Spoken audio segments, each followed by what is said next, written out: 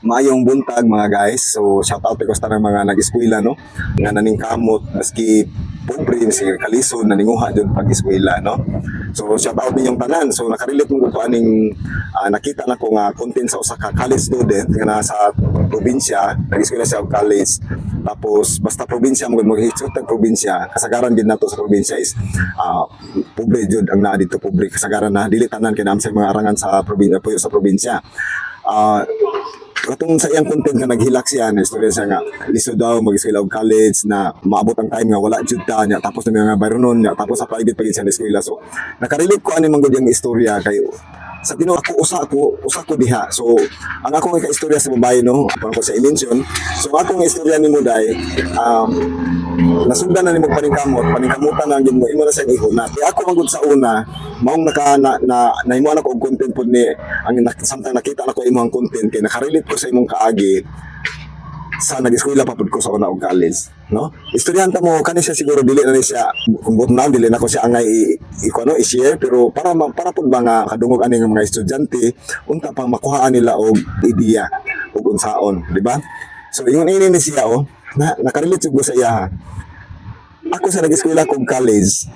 So siya na pa sa mama na sa papa. So meaning naay makaabag-abag pa niya. Pero sa ako ang pag-eskwela sa tinuod lang pag-eskwela wala joy ga suporta nako. Maski usa na mga kaliwat, mga unsa diha, wala gid taon kay puros taon may mga pobre. Halos may dili ka kaon. Agian na mo nang mag-eskwela nga walay kaon-kaon sa samot na sa high school pa ko. Pero kani akong ikuan share niyo sa college na ko ani. Sa college ko ani, nag-abang ko, kana boarding house ko kay layo man kay ang mong balay, layo man sa eskwelahan, layo sa college. Pero sa murag kuan ra ko dili gid na private school ko nag-college. So, biskin pag mga nasa ka public, butang ka sa public school, kung self-supporting ka, tapos college ka, dili basta-basta. Ang pagpaningkamot nimo sa tuon nimo, maglabad ka imong ulog sa imong mga tulunan, sa imong mga projects, tapos sa imong mga bayronon sa eskwelahan niya, tapos nag-abang pa jud ka. Muingon na lang gud ko usahay nga makatulog ko sa eskwelahan sa kakapoy. Unsa may nakapahuman ako og eskwela, o di ba? Ang ako nakapahuman ako og eskwela, ang kanang pagpangluto og kanang pilit gani nga humay himuon nimong puto may tawagan sa mo puto himuon mong puto na siya akong lutuon alas 2 pas kadlawon ko magmata nga maluto na siya ngadto sa 4:30 maglipa ko to nga sa oras pagka alas 5 manglibod na ko sa mga boarding houses kay daam ko gaabang sa doon sa eskwelahan ana akong pagpaningkamot matulog ko alas 11 sa gabi matag alas 2 sa kadlawon. Sulod sa pagkatuig, ako nang gihimo kada gabi, kada adlaw ako na siyang gihimo. Gawa siguro Domingo.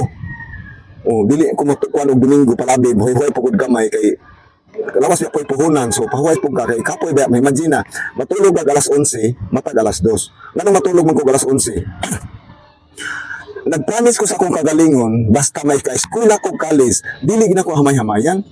Dili na ko hamay-hamayan. Tubo yung eskwela. Kay college na gud ka. So, meaning, gawas pag nga nung nisaad ko sa kalingon nga maningkamot yung tamas ginawa, nga magtuon yung tamas ginawa, kay education man akong gikuha. Kunya, ang akong nasa huna-huna man good, kung dili ko mutudo og eskwela, kung saan man ako pagtundo sa mga batang, kung ako mismo dili ka mao. Di ba? So, mao nang akong pag-eskwela, mutulog ko alas 11, kay magtuon ko nang humag pa ni hapon, wala na extra laag-laag. Wala na laag, no laag anymore. Humag pa ni hapon at na ko sa kong kwarto magtuon ako magbasa ako sa mga among gileksyon na ng adlaw ako na sa hotdog ug basa balag din ako memoryahon at least nagbasa ako gibasa ako tanan ang among gileksyon na ng adlaw para kung nay pinakalit nga exam okay college naman ka di ba dili jud ka masiro na jud kay minundoon bisag gamay duha o tulo na kay minundoon kay gabasa man ka so mao nang kada din na siya adlaw kada gabi ako din ang gibasa akong mga leksyon gikan sa unsa na nga subject diha ako din ang gibasa samot og unsay kay kalam ng college is dili tanang adlaw ang kada adlaw mo is lain og subject. For example TTH imong English WF ang nga subject di ba yung ana so kung unsay subject ugma mao na siya basahon ako tapos sinawa ako ito nang kutob alas 11. Then mana siya matulog ko na after matulog ko hangtod mamatang sa ko alas 2 sa kadlawon kay magluto na taon ko sa kuang negosyo. So pag abot nagpagpaguman pagka first year second year. Pag second year nako college, ang tag-iya sa boarding house, mo ni si tabang ko sa Ginoo no kay gawas kong maningkamot ka na jud imong tabagan jud og pag-ampo kay ang Ginoo man tigor gyud mo tan-aw nimo. Pagabot ako og second year college, ang tag-iya sa boarding house, last sa Ginoo siguro sa ako nga motabang nako kay wala nako mag-abang. Wala na ko gipaabang, wala na ko magpalit og bugas. Gilibre ko sa tag-iya sa boarding house. Kay nakita nila og unsa daw ang akong pagpaningkamot. Sulod sa 25 nila katuig nagpaabang. Nagpaabang ko nasa boarding house sa 25 katuig sa daghan pila ka pao na pila ka estudyante nang ni-graduate. Lahi daw ilang nakita sa ako Kay kasagaran sa mga nag-abang, kasagaran ha dili pud tanan, kasagaran jud. Kung mag-abang inug-abot sa eskwelahan, ibutang ang bag. Di ka eskwelahan na, ibutang ang bag, laag, uli og usay makadlaunan, alas 12han, wala pa yung uban makalisod, mabuntagan. Di na, naadjud na. Oh. Ako, pag-abot di ka eskwelahan, nagluto pa ni hapon. Oh, pag magluto pa ni hapon, wala laag, nakapundo sa kwarto, nag-ukab na sa notebook. Unya, pagkakadlawon, mata pa jud sa'yo. Wala may laing estudyante, wala laing nag-abang diha nga nakuha pareha sa akong style ba nga tulog alas 11 matag alas 2 kadlawon. Wala laing gaingon ana sulod sa pila ka tuig nila dang pagpaabang sa 25 ka tuig nilang pagpaabang. Wala day estudyante nga ingon ana nainganyo sila sa kuha ila kung gipatawag sa tag-iya sa ang landlord o ang landlady ila kung gipatawag nga mo nag-interview ko unsa di pangita namo sa pitas ko mama anak mga inana sa ginikanan ko siyang istoryahan nga mao na nga wala na gasto nako ako na mismo nagasto sa ako ang pag-eskwela. So mao nang murag naluoy sila sa ako so wala na ko nilagi paabang wala na ko nagpahit og bugas gilibre ko nila kay mao na lang daw toy agi og tabang nilo nako. So nang nakarelate ko tong sa babae nga naghilak taon sa iyang content. Estudyante siya, walay baon, walay pangpalit og project, basta nang nami tayo magkalisod ka ba. Pero sa iyang gingon nga dili daw babag. Correct na dili na siya babag dai. Dili siya na babag nga kanang mayon ka paay pobre man gumi mangwa ko tiwas sa eskwela. Depende ra gina nimo. Kay nabi tay ubang diha nga ang giningkanan naning kamot or mga kwartahan nga naay ka baon sa ilang anak, hinatod pa ko mahimo sa eskwelahan. Di service pa sa eskwelahan pero nganong dili man kahuman. Tungod kay wala silang una-una nga muhuman sa eskwela. Pero kung pobre ka, kung na kay kanang bitang eagerness nimo nga muhuman jud ko humako jud ni human nun. Mahuman dyan na nimo, kung nakita nga pananaw sa unahan ba, nag-eskwela bitaw kang nakay tumong, dili kay, nag-eskwela lang ka, ang imong ginahuna, barkada ra, maghuna-unan mo, mag-inom ra mo unya, dili mo musulod sa klase, bisag unsa pa kadato sa imong ginikanan, kung mauna imong prinsipyo, dili jud ka mag-eskwela.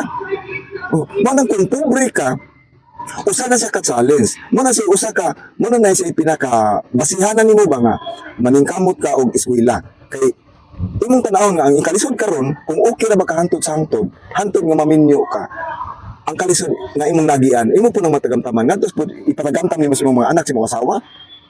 For example sa usa ka adlaw kakaora kag kausa mosugot ka nga maminyo ka kakaora kag kausa sa usa ka adlaw imong anak pakaon mo kausa sa usa ka adlaw so mo na imong basihanan makaingon jud ka nga di gud magsilbi kung imong ani akong panginabuhi hantod sa hantod.